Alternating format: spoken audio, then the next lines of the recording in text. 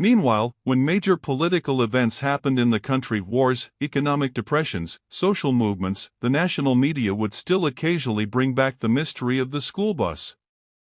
How far we have come, but some mysteries remain unsolved. Journalists would use such phrases for comparison. Many poets and writers used it as a symbol.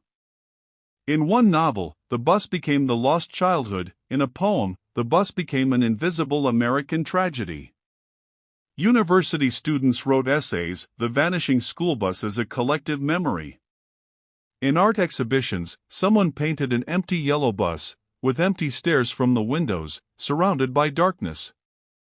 Viewers would stop, perhaps trying to understand what was in the eyes of those missing children. On the other hand, the local families were growing increasingly tired. They wanted answers, but all they got were symbols. Journalists, writers, and artists were all using their grief.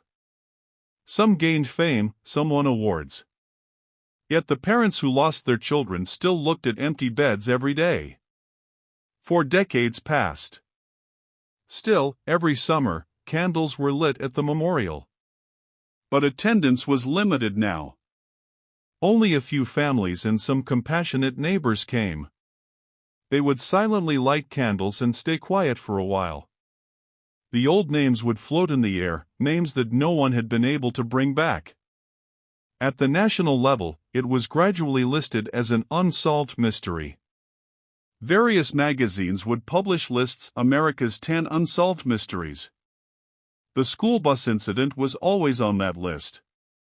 People would read it, be amazed, and discuss it. But no one was able to provide an answer. At one point, technology advanced greatly: satellite images, drone surveys, DNA databases. Again, some claimed the mystery would now be solved.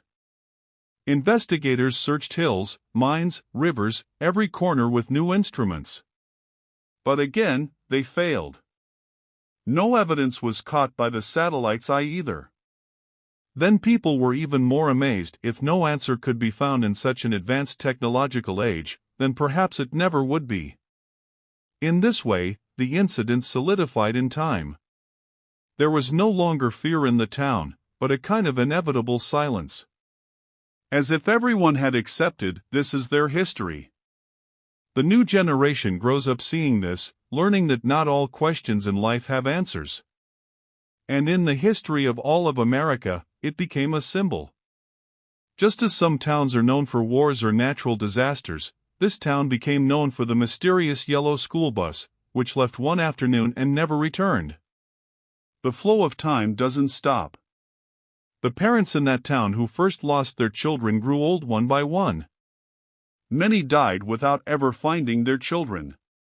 Next to their graves, the names of their children were written in names that were still on the missing list.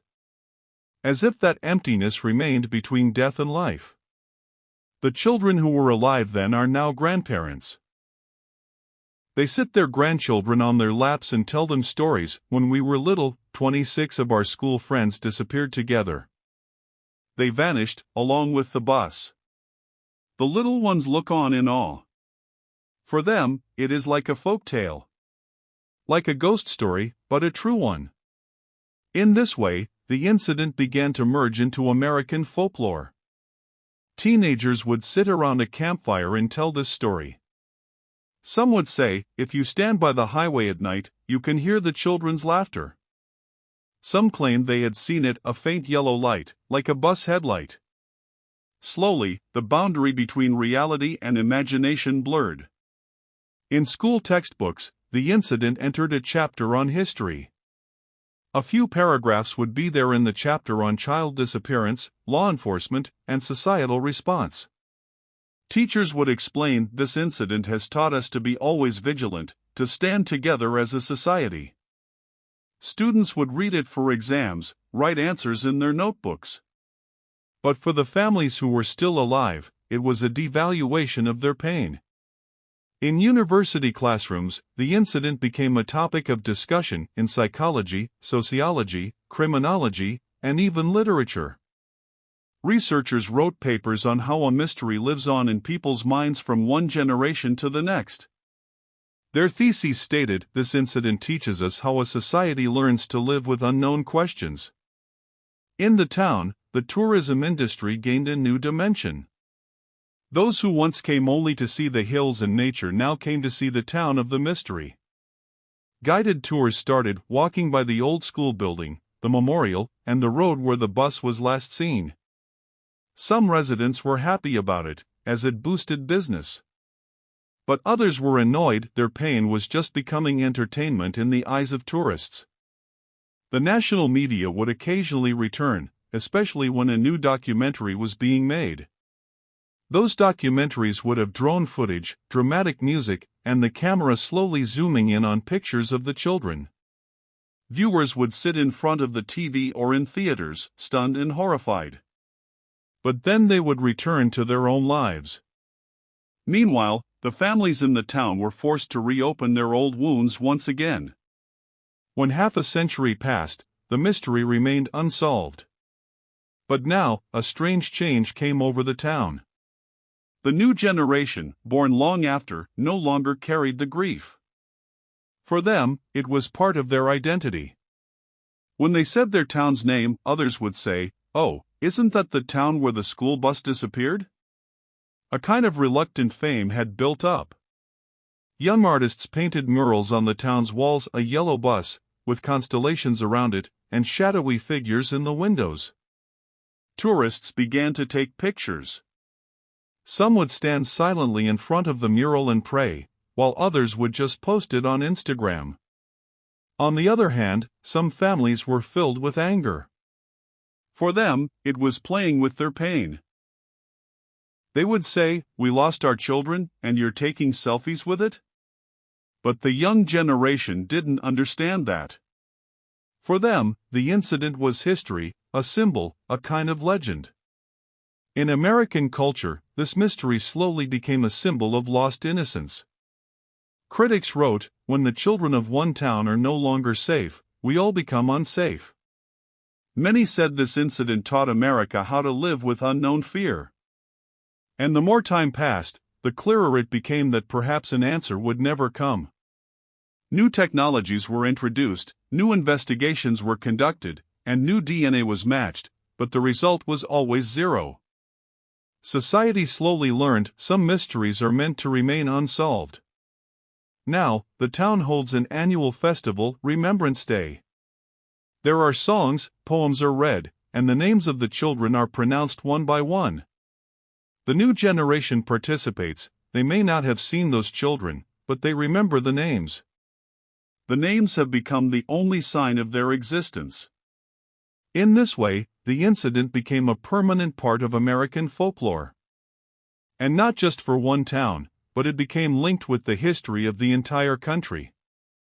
Just as some towns are known for natural disasters, some for the memories of war, this town became known for a mysterious yellow school bus that left one afternoon and never returned. 100 years have passed. The children born on the day the yellow school bus vanished have also long since passed away. The town's landscape has changed. Old buildings have been replaced by skyscrapers, and the surroundings are filled with technology, automated cars, and a sky full of drones. But that ancient mystery still lives within the town. To the new generation, the incident is a legend. They have never seen any of the witnesses or met any of the families who directly bore the wound. Still, they know the names, they see the pictures, and they see the artifacts displayed in the museum. They know our town, our country, one day lost 26 children and a bus. Now, a huge museum has been built in the town. Glass walls, with data screens and holographic projections inside. When visitors enter, they see pictures of the children, hear the sound of the school bell, and a digital reconstruction of the last day at the bus stop. Children come on school tours, and teachers explain, "This incident has taught us the value of safety and unity." Slowly, the incident also entered the realm of religion. Some churches in the town have special prayer days where candles are lit for the souls of the missing children. Priests say, "We don't know where they are, but God knows." Other religious communities also began to include the names in their ceremonies. As a result, the missing bus was no longer just a historical event but became a kind of spiritual symbol. When children learn to pray, they are told, "Pray for the lost." And the first names that come to mind for the lost are those of the 26. Literature has not stopped either. 100 years later, poets wrote, "The bus left one day, and after that, our imagination never stopped." Novelists wove stories where the bus floated into space or went to another dimension. Historians angrily said, "These are not real." But society didn't stop. Imagination slowly became as acceptable as the truth. Research still continues at universities across the country. Attempts are made with new technology to find any evidence of the bus. Drones, satellites, underground scanners, all attempts fail. Every investigation ends with the same sentence, "No evidence was found." But now, that no longer creates despair. Instead, society has learned that there is meaning even within unanswered questions. Children write in class, "This incident teaches us that not all mysteries can be solved, yet we move forward." The town's annual Remembrance Day has become an international festival. Thousands of people come, not just from America, but from all over the world. They come not just to mourn but to participate in a kind of ritual. Everyone stands in a huge field with candles in their hands, and then the holographic shadow of the yellow bus floats in the sky. People watch in silence, some pray, some take pictures, some cry. In this way, the incident became intertwined with the national identity. Just as America has the date of the Declaration of Independence or the memory of the Civil War, the missing bus became a special day on the historical calendar. The day was officially declared the Day of the Lost Children. On that day, offices are closed, schools have special classes, and there are processions in the town. Even 100 years later, people don't know what really happened. But perhaps the answer is no longer important. What is important is how society has learned to live with a mystery. The young generation, who have new technology in their hands, sometimes joke, "Maybe one day we'll build a time machine and find the answer." But then they stop. Because it seems that maybe it's better not to find the answer. The mystery itself is now part of their identity. Literature, religion, history, culture, everywhere, the missing school bus is now a symbol. There is no greater example to explain lost innocence, unresolved truth, and human limitations. As time went on, it became clear the bus wasn't just a one-day event, it was a mystery etched into the soul of a nation, one that might never fade. A few more centuries passed in the whirlwind of time. The map of America, once a witness to this event, had changed, city names had been replaced, and new technology had transformed people's lives. But still, that old story survived, not as history, but as myth. People no longer said, "A bus really got lost." They said, "A long time ago, in a simple age of humanity, a bus full of children set out and never returned." Now, it's uttered like a fairy tale. Children listen with wide, amazed eyes. Some say the bus went up to heaven, and God took the children to be with him. Others say the bus traveled to another dimension, where the children are still laughing and playing. These stories have now become part of religious ceremonies. On days of prayer, children place small toy buses next to candles. In temples, churches, or community halls, people say, "We have not forgotten the lost." Over time, miraculous elements entered the story. People say that sometimes when you walk in a field at night, you can see a distant, yellow, shadowy bus. The sound of children's laughter can be heard inside. If anyone gets close, it vanishes. Some say it's the memory of the spirits who still want to return to Earth. Folklore spreads, if a child dreams of that bus, their life will take a different path. Some believe those children have become the protectors of humanity. Sudden survival during an accident, or an unexpected stroke of luck, people think the blessings of those lost children are behind everything. Inside the city, there is now a massive temple built in memory of the incident. Thousands of pilgrims come there every year. They pray, they utter the names, they believe that uttering the names of the lost is a way of honoring the mystery of life. Slowly, the boundaries of history have faded. There are no more archives, no original documents. Everything has broken down, changed.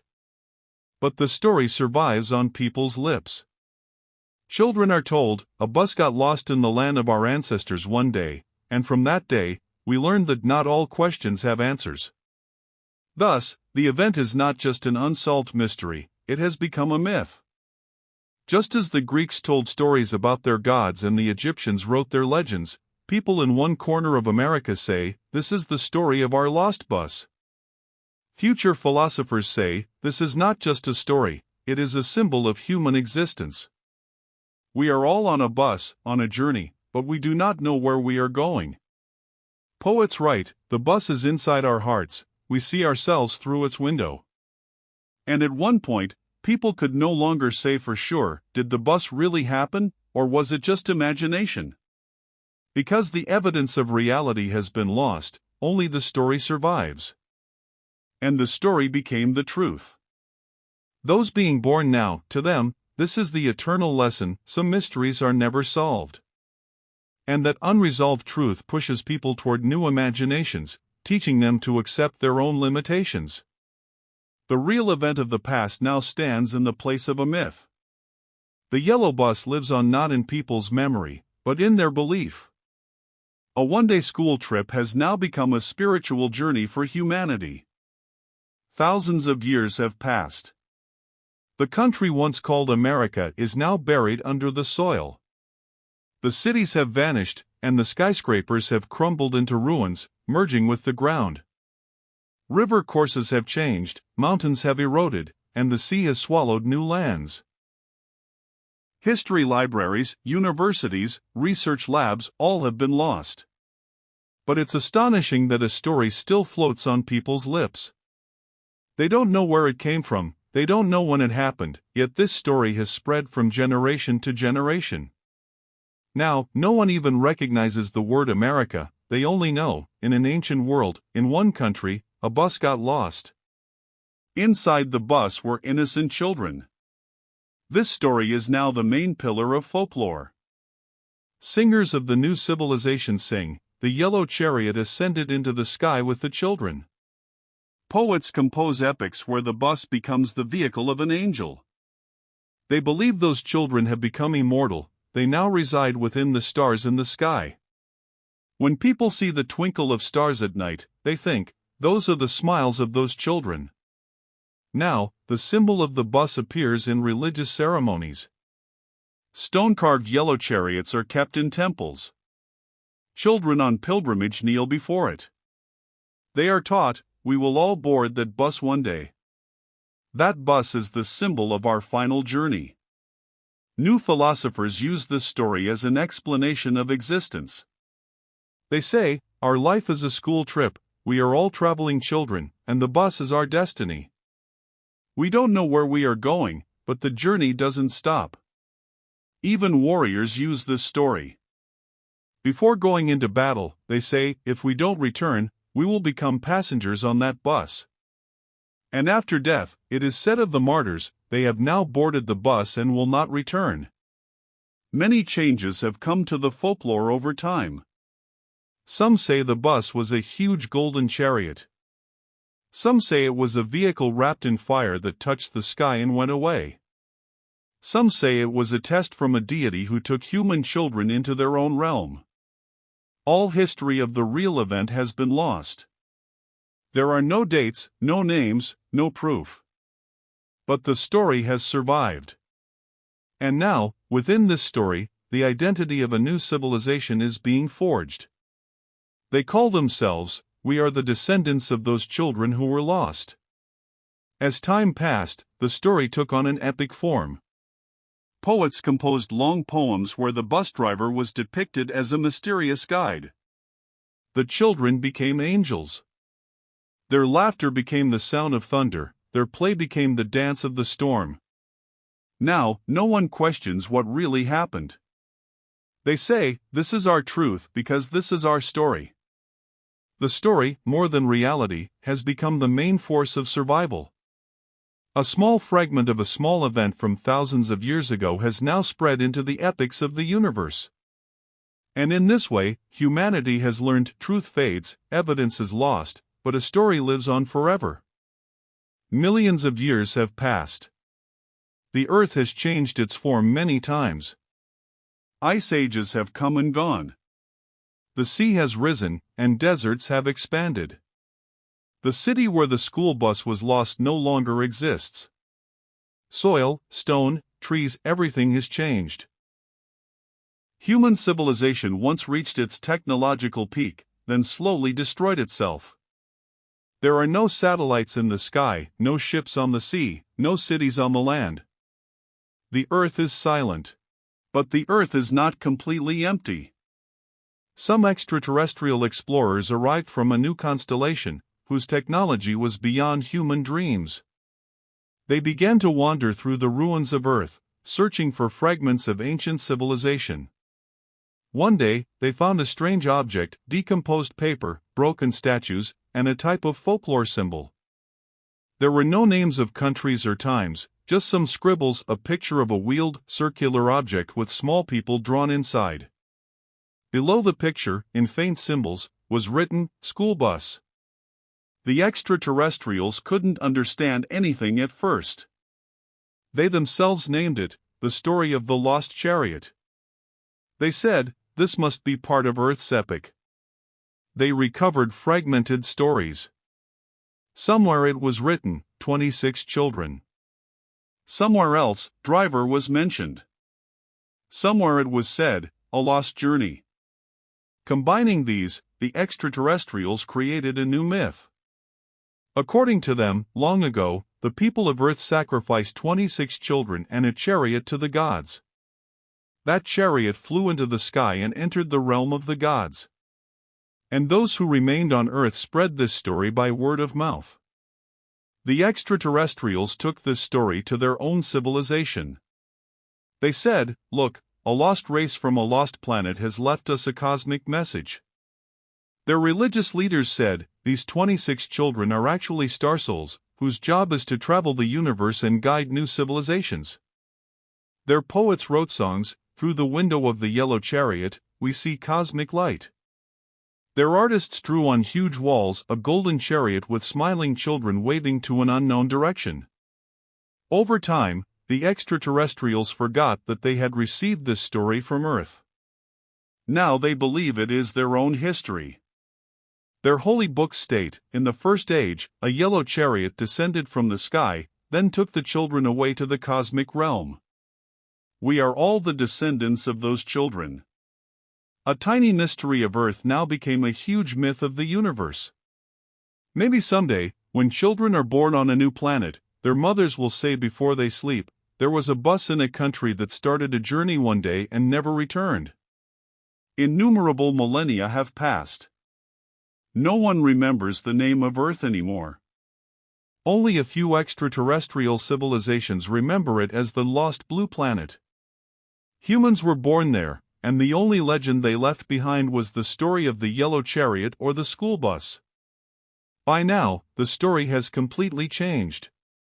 Fragments of reality, lost history, and scattered pieces of folklore have combined to turn it into a cosmic religion. On countless planets, countless different species have adapted this story to their own needs. In some places, the bus is called the Chariot of Light. In others, it is said to be the ship of a great angel. Some believe the souls of the children have become stars, shining in the sky. Still others believe the chariot with the children is still wandering through space, looking for its final destination. Great civilizations now build huge temples with golden-colored chariots painted on the walls, and smiling faces are coming out of small windows. Worshippers come to that temple and pray, take us on that chariot too. Before launching a spaceship, astronauts say, we are the descendants of those children. Before war, soldiers say, we are ready to be passengers on the chariot. After death, it is written on the tombstones, "He has ridden the chariot and gone." Slowly, theologians began to explain that the chariot is a symbol of time, and the child is the innocent journey of life. They said, "We are all actually inside that bus. Birth means getting on, death means getting off. And the ultimate mystery is the path of the journey." In this way, the unknown end of a small ancient event has become the philosophical meaning of life for billions of creatures in the universe. Future poets wrote, "The chariot beats in our heart. The children laugh in our blood. We walk on the path. But we don't know where we will stop. Countless millennia have passed. So many civilizations have risen and merged in the universe that no one remembers where the blue planet named Earth was located. Still, the story of a yellow school bus where 26 children disappeared one day, has become immortal. Now it is no longer an event. It has become a universal myth, a cosmic symbol. Every planet, every nation, every language has found its own meaning for it. Somewhere, it is said that children have become immortal deities and arranged the stars in the sky. Somewhere else, it is said they have built a new civilization in another universe. Still others believe the bus is a symbol of eternal time with no destination, only a continuous journey. Over centuries, this story became so strong that new civilizations, when writing their history, first mention this story. According to them, we are all descendants of those children, we are all passengers on that chariot. In holy books, it was written, "In the beginning, there was a chariot.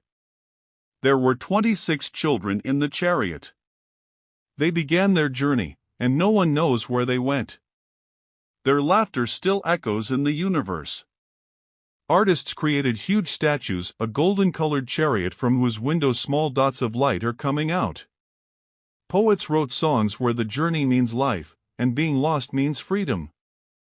One day, in the distant future, even when the stars of the universe begin to fade, maybe some creature will look at the silent sky and say, "Do you see that light? That must be the twinkle of those children's eyes." And in this way, the story does not end, rather, it continues forever. Because even if reality is lost, the story remains. Time, civilization, history, everything is erased, but the story lives on forever. Thousands of years ago, in a city in America, on an ordinary day, an ordinary bus set out with school children. They never returned. But they were not lost. They became a story. As a story, they spread beyond Earth, above the stars, to every corner of the universe. As a story, they are immortal.